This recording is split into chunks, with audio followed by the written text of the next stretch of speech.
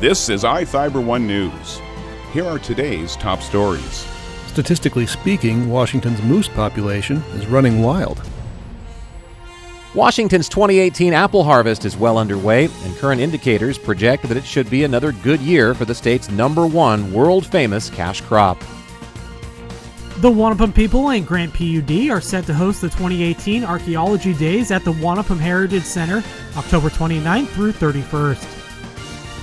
Last Saturday, Central Washington University football won its homecoming game convincingly. From the iFIBER 1 newsroom, this is iFIBER 1 News, and it starts now. Statistically speaking, Washington's moose population is running wild. The total number counted in the Department of Fish and Wildlife's multi-year moose census was 5,169 when the project wrapped up this summer. That's way more than the long-held official count of about 3,000. Surveyors scouted for the big free-ranging animals using helicopters, hidden cameras, and GPS trackers. Although the new estimate is larger, animal scientists are concerned that climate change and wolf predation may soon eat into the moose herds, which mostly wander northeastern Washington. Autumn is mating season and prime moose spotting time, and if you notice one of the big fellows roaming nearby, head to the department's website to enter your field report. Last year, civilians logged 433 sightings, just 4 of them in Chelan County. Jefferson Robbins, iFIBER 1 News. This segment is brought to you by Change doesn't have to be complicated. With a low-profile microwave hood combination that's ready to install right out of the box.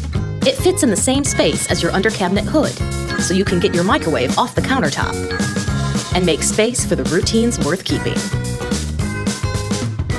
The low-profile microwave hood combination, from the #1 selling appliance brand in the USA. Whirlpool Appliances, now available at more furniture in Ephrata. Washington's 2018 apple harvest is well underway, and current indicators project that it should be another good year for the state's #1 world-famous cash crop. Well, that crop actually looks fantastic, Chris. We had a perfect spring. We had very little issues as far as the winter injury goes, and the weather conditions have just been ideal. So we're right now about halfway through our harvest. And different growers are in different stages, but generally speaking, we're halfway through. It looks like we're going to have a crop that's going to be similar in volume to last year, maybe slightly down, but with improved quality, with better varietal diversification, and we're just really excited about the 2018 crop here in Washington. Although there should be a good supply of all varieties, the number of Gala and Red Delicious could see a slight decrease this season. As for which apple is proving to be the most popular, Freihofer says from a production perspective, that would be Washington's newest star, which will soon be constellating many orchards throughout the state. Well, as far as planting goes, it's obviously the Cosmic Crisp.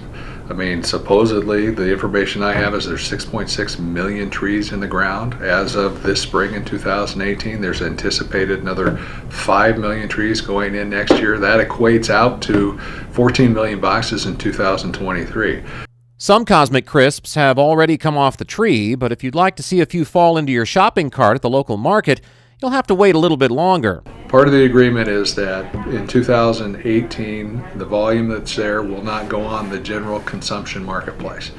In 2019, we'll see our first production volumes of Cosmic Crisp. We're anticipating that number is going to be somewhere around 200,000 cases in 2019. Cosmic Crisp might be Washington's newest variety to see a meteoric rise with growers, but according to Freihofer, one of the state's oldest, the Red Delicious is also still going strong and plays a vital role within the international marketplace. I think the industry has come back, from the major volumes that we've had in the past, and we have actually found our equilibrium. The beauty about the Red Delicious is, #1, we can grow it better than anyone else in the world. There's absolutely no question about that. #2, it is differentiatable. It doesn't look like any other apple that's out there on the market. And #3, we can do it cost effectively. The old standby for placing on any favorite teacher's desk is still #1 with orchardists in Washington. Washington's apple harvest will continue into early next month and is expected to yield around its usual annual crop of 100 million 40-pound boxes. Reporting for iFIBER 1 News, I'm Chris Hansen. This segment is brought to you by Your taste buds bored? Well, then bring them to Jay's Teriyaki. Not only does Jay's have a variety of teriyaki dishes, they also offer mouth-watering salads and sides. Call Jay's 509-764-5155. Jay's Teriyaki, located at 123 East Broadway in Moses Lake, because it's all in the sauce. The Wanapum people and Grant PUD are set to host the 2018 Archaeology Days at the Wanapum Heritage Center, October 29th through 31st. Youth Days are scheduled for October 29th and 31st from 9 a.m. to 2:45 p.m., giving kids a chance to get hands-on with flint knapping, weaving, beadwork, hide processing, and Wanapum cultural displays. They can also try spear throwing and enjoy storytelling, skits, and activity booths.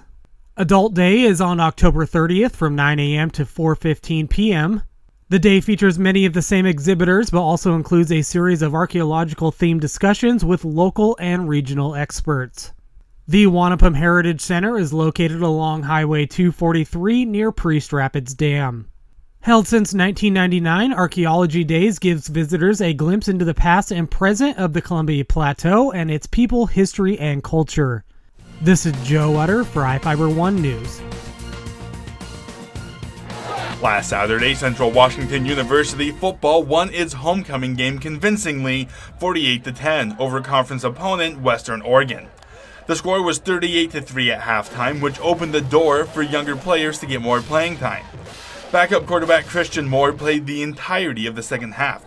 The redshirt freshman Bellarmine Prep product completed 8 of his 12 passes for 113 yards and led his team to a touchdown the first drive of the half. The big win for the CWU Wildcats puts them at 5-2 on the season and sees them rise to 21 in the national rankings. After the game, starting quarterback Riley Hennessy said he believes the Wildcats' depth is one of their greatest strengths.